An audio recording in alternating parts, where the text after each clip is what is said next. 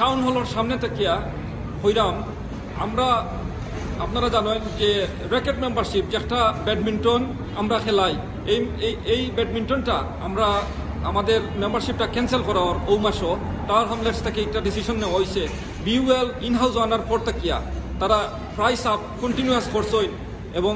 এখন তারা সার্ভিসটা পর্যন্ত বন্ধ করা তো এইখানেও আমরা যে যুব সমাজ তারা খেলাইরা ইনো বাচ্চাই না সই আমরা মেয়রের কাছে আশা করছিলাম এগুলো আরো ফ্রি হইব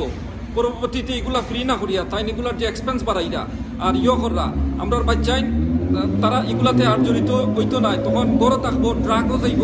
আপনার সামাজিকভাবে বিভিন্ন অবক্ষয় হইব আমাদের মানুষ যারা আছে যুব সমাজের ভাই হল তারা অত্যন্ত এগুলা ক্ষতিগ্রস্ত হইবা মেন্টালি এবং ফিজিক্যালি ক্ষতিগ্রস্ত হইবা তারা এনএইচএস এর উপর বার্ডেন হইবা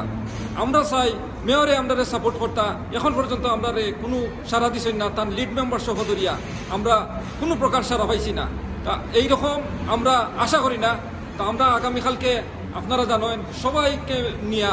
আমরা মুরব্বী লইয়া কমিউনিটি অ্যাক্টিভিস্ট লিডার লইয়া আগামীকালকে আমরা একটা ডেমনস্ট্রেশন করলাম টাউন হলো আপনারা আইবা জুম্বাবাদে 2টা ফন্ডতে